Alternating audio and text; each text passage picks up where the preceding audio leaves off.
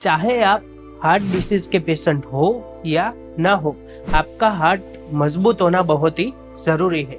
और आज के समय में हार्ट अटैक या फिर कोलेस्ट्रॉल या फिर हार्ट में ब्लॉकेज, ये जो समस्याएं हैं ये बहुत ही आम हो चुके हैं। और खास करके ऐसे लोग जो कई तरह की मेडिसिन लेते हैं, जैसे कि NSAID यानी कि non steroidal anti inflammatory drugs, या फिर वो डायबिटीज की हो, ब्लड प्रेशर की हो, या फिर चाहे वो कीमोथेरेपी की मेडिसिन हो। ये जो सारी मेडिसिन है वो हार्ट को वीक बनाती है, हार्ट डिसीज होने के चांसेस बढ़ा देती है। और ऐसे जो भी लोग हैं जो कि ये मेडिसिन लेते हैं, उनको हार्ट डिसीज होने की संभावना बहुत ही बढ़ जाती है।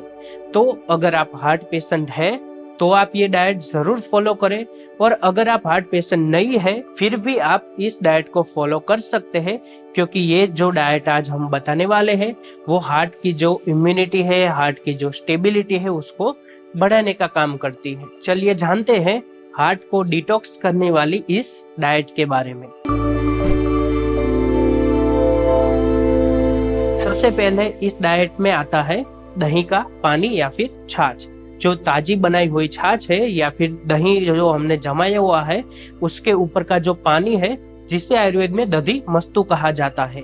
तो ये जो पानी है या फिर जो ताजी बनाई हुई छाछ है, जो फ्रेश बटर मिल्क है, अगर हम उसका सेवन करेंगे तो फिर हार्ट में जो भी ब्लॉकेज है, हार्ट में कहीं भी प्लंक यानी कि जो कचरा होता है वो फंस गया है, तो उसको निकालने में मदद करता है। हार्ट में कई माइन्यूट चैनल्स होते हैं, कई सूक्ष्म नलिकाएं होती है, उसको अगर हमें क्लीन करना है तो ये दधी मस्तु का जब हम सेवन करेंगे तो हार्ट में जो भी ब्लॉकेज है वो आसानी से दूर हो सकता है। ये जो दधी मस्तु है उसका सेवन हम हर रोज सुबह खाली पेट कर सकते हैं।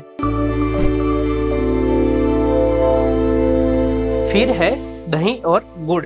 दही और गुड़ को अगर हम मिला के इसका सेवन करते हैं तो वो हमारी हार्ट की हेल्थ के लिए बहुत ही अच्छा है, लेकिन इसका सेवन हमें हर रोज नहीं करना है। वीक में ज्यादा से ज्यादा हम एक बार ही इसका सेवन कर सकते हैं, क्योंकि दही को अपत्य कहा जाता है। दही का हम हर रोज सेवन नहीं कर सकते क्योंकि दही अभिसंधि है। अगर हमने दही का हर रोज सेवन किया तो हार्ट में जो कफ दोष मौजूद है, उसका जो फंक्शन है उसमें इम्बेलेंस हो जाएगा। तो इसीलिए हमें दही का हर रोज सेवन नहीं करना चाहिए। दही का अगर हम हर रोज सेवन करेंगे तो रक्त दुष्टि यानी कि ब्लड के रिलेटेड जो भी प्रॉब्लम्स है वो पैदा होने की संभावना बहुत ही बढ़ जाती है।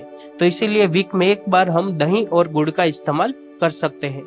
और महर्षि वाग्भट ने गुड़ के बारे में ये बताया है कि पुराना जो गुड़ है वो हमारे लिए बहुत ही अच्छा है, ना कि जो नया वाला गुड़ है वो। तो उसके बारे में अष्टांग हृदय में बताते हुए महर्षि वाग्भट ने ऐसा कहा है, हृदय पुराण पथ्यश्च नवश्लेष्म अग्नि साधकृत।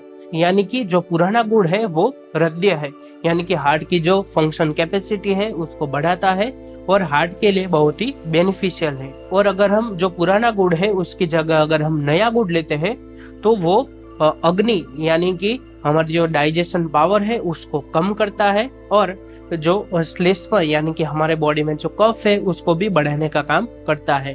तो हमें नए गुड़ का इस्तेमाल नहीं करना है और हमें पुराने गुड़ का ही इस्तेमाल करना चाहिए। अगर हम अपना वेट लॉस भी करना चाहते हैं तो हमें पुराने गुड़ का इस्तेमाल करना चाहिए। जब हम पुराना गुड़ का इस्तेमाल करते हैं तो वो वेट लॉस में भी मदद करता है।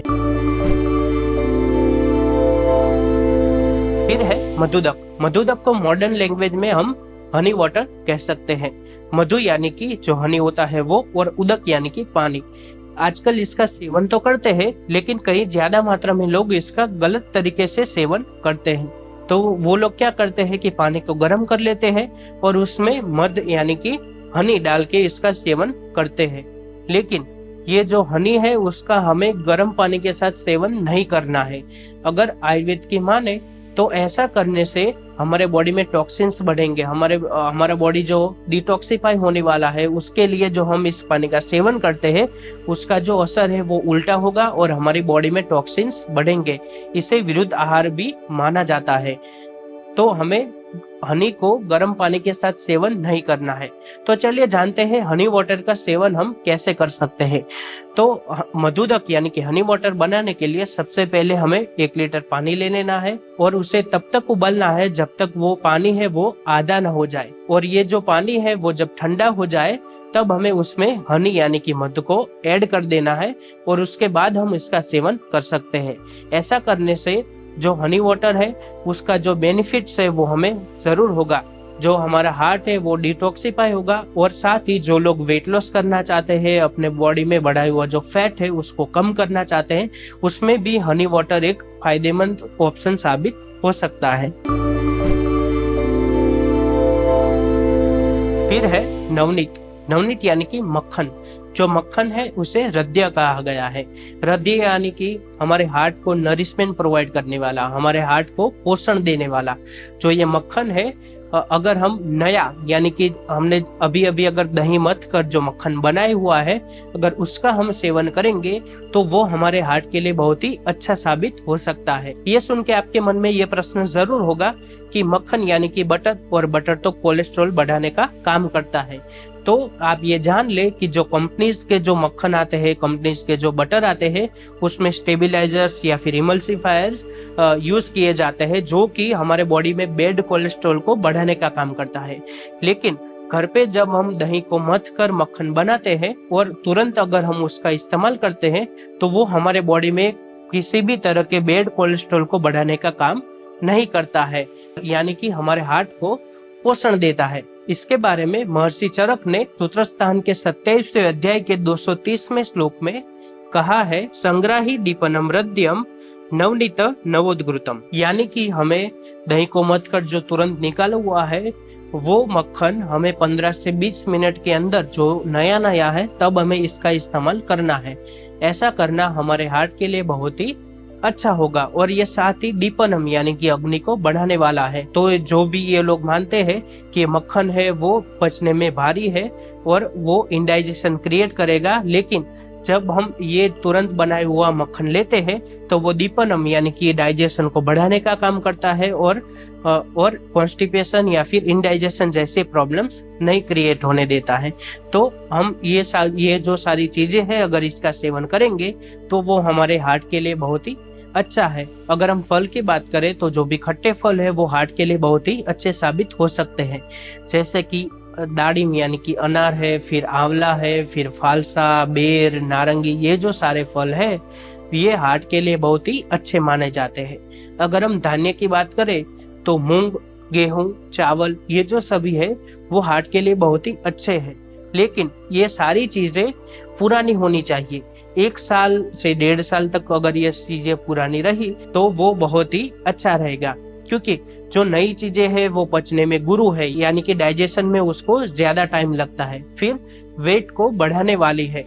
तो हम ये जो सारी चीजें हैं अगर पुरानी यूज करेंगे तो वो लघु है, यानी कि डाइजेशन इसका जल्दी से हो जाएगा और वेट लॉस में भी ये मदद करेंगी। तो हमें ये जो सारी चीजें हैं वो पुरानी ही यूज करनी चाहिए। अगर हम सब्जी की बात करें तो करेला, परवल, कुष्मांड, सहजन, ये जो सारी चीजें हैं वो हार्ट के लिए बहुत ही फायदेमंद है। कुष्मांड यानी कि पेठा, अगर पेठा की सब्जी बनाकर हम खाए तो वो हार्ट के लिए बहुत ही लाभदायी हो सकती है। आयुर्वेद में कुष्मांड यानी कि पेठा को त्रिमर्म, हमारे शरीर में जो त्रिमर्म स्थान है उसके लिए बहुत ही फायदेमंद बताया गया है। त्रिमर्म यानी कि सिर यानी कि हेड, फिर हृदय यानी कि हार्ट, और बस्ती यानी कि यूरिनरी ब्लैडर, ये जो 3 चीजें हैं इसको त्रिमर्म कहा जाता है।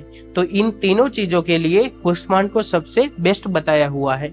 तो अगर हम इसका सेवन करेंगे, अपनी डाइट में इसको इंक्लूड करेंगे तो वो बहुत ही अच्छा रहेगा। अगर इस डाइट के अलावा अगर हम तेल की बात करें तो वो तो सभी जानते हैं कि जो रिफाइंड ऑयल है वो कितना हमारे लिए खराब है, वो गुरु है, पचने में बहुत ही समय लगाता है और साथ ही वो एसिडिटी को क्रिएट करता है। हमारे अगर किसी को एसिडिटी की प्रॉब्लम है तो उसका कारण ये रिफाइंड ऑयल भी हो सकता है। सीने में जलन है, पेट में जलन है, ये जो सारी समस्याएं हैं वो रिफाइंड तेल के कारण हो सकती है। और रिफाइंड तेल के कारण तो बहुत ही कई सारी गंभीर समस्याएं भी हो सकती है। हार्ट से रिलेटेड जो भी प्रॉब्लम्स है वो आज सभी जानते हैं कि रिफाइंड ऑयल के कारण हो सकता है। अगर हम इसका इस्तेमाल कम करेंगे या फिर इसका इस्तेमाल नहीं करेंगे और इसके जगह पर अगर हम कच्ची घानी के तेल का इस्तेमाल करेंगे तो वो हमारे हार्ट के लिए बहुत ही अच्छा रहेगा। तो हमने जो ये डाइट बताई और जो ये तेल की बात की वो अगर आप फॉलो करेंगे तो हमारे जो हार्ट है वो अवश्य स्ट्रॉन्ग रहेगा। धन्यवाद।